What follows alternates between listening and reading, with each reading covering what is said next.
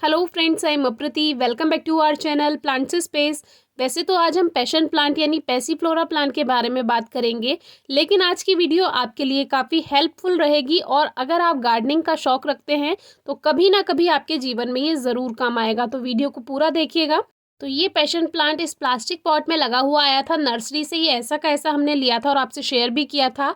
और drainage whole भी ठीक है, तो इसका मतलब प्लांट को अच्छा होना चाहिए। लेकिन इस प्लांट में एक प्रॉब्लम है जो कि बहुत ही बड़ी समस्या है, जो कि प्लांट की कंडीशन देखकर आप समझ ही सकते हैं। ये जो प्लांट है पैशन प्लांट, सर्दियों में इसका डोरमेंट सीजन होता है, यानी कि सर्दियों में ग्रोथ बंद हो जाती है, पत्तियां पीली होकर झड़ जाती हैं। जहां पर ज़्यादा सर्दियां होती हैं, जैसे कि हमारे यहाँ दिसंबर जनवरी में ठंड होती है, तो यहाँ पर इसकी पत्तियां झड़ जाएंगी सर्दियों में और दोबारा से ग्रोथ होगी जो कि फरवरी मार्च में होगी, यानी स्प्रिंग सीजन में। तो आप इसके बारे में विंटर सीजन की वीडियो चेक कर सकते हैं, जो कि लास्ट ईयर भी हमने शेयर किया था। आपको काफ़ी हेल्प मिलेगी।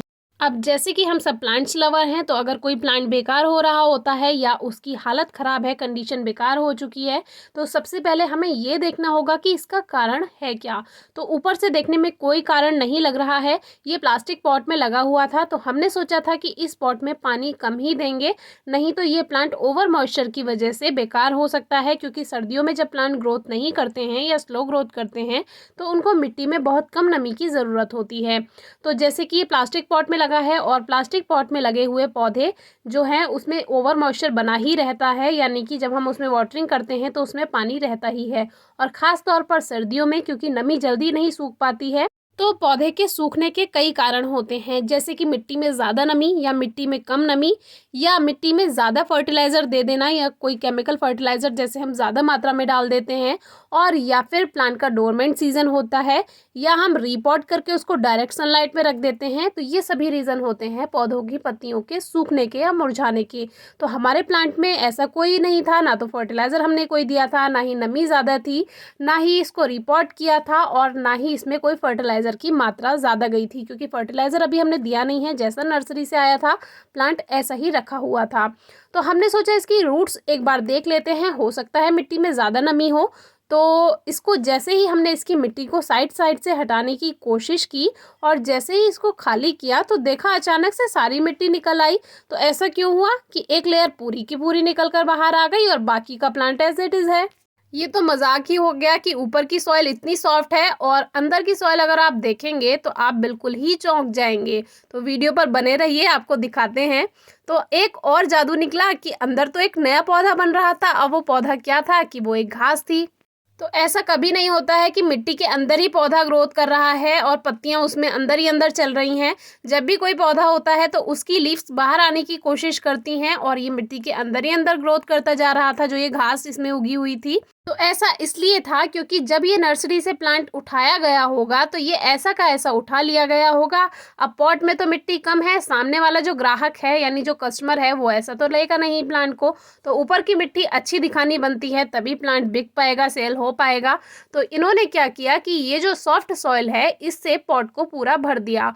और पॉट की मेन सॉइल यानी जो ये नीचे की मिट्टी है, ये आप देखेंगे तो अगर गलती से ये पॉट किसी के पैर पर गिर जाए हाथ से छूटकर, तो आप समझ ही सकते हैं कि क्या होगा। इतनी ज़्यादा भारी मिट्टी है, जबकि नॉर्मली सॉइल इतनी ज़्यादा हार्ड नहीं होती है।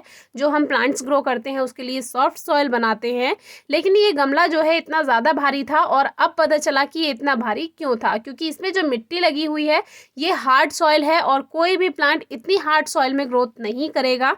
एक तरह से ये चिकनी मिट्टी जैसी ही है। तो जो ऊपर की लेयर थी यानी अपर लेयर थी, उसमें हम वाटरिंग करते थे, और उसमें जो पानी जाता था जो हम वाटरिंग करते थे वो केवल तने तक यानी स्टेम तक ही रहता था। क्योंकि हमें तो हल्की हल्की वाटरिंग करनी थी, जिससे हमारा प्लांट ओवर मॉइस्चर ना हो, उसमें ज़्यादा नमी ना हो।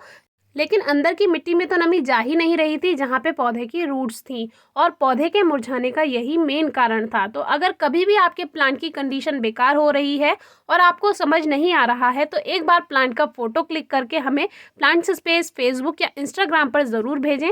क्योंकि अगर हमारे बस में होगा, हम कर सकते होंगे, आपको सजेशन ज़रूर देंगे। तो एक बार आप कभी भी परेशान होने से पहले या प्लांट को फेंकने से पहले फ़ोटो ज़रूर शेयर कीजिए। तो देखिए अंदर की मिट्टी एकदम से ड्राई है, सूखी हुई है। ऐसे में पौधा धीरे धीरे मर ही जाता अगर हम ज़्यादा ध्यान ना देते।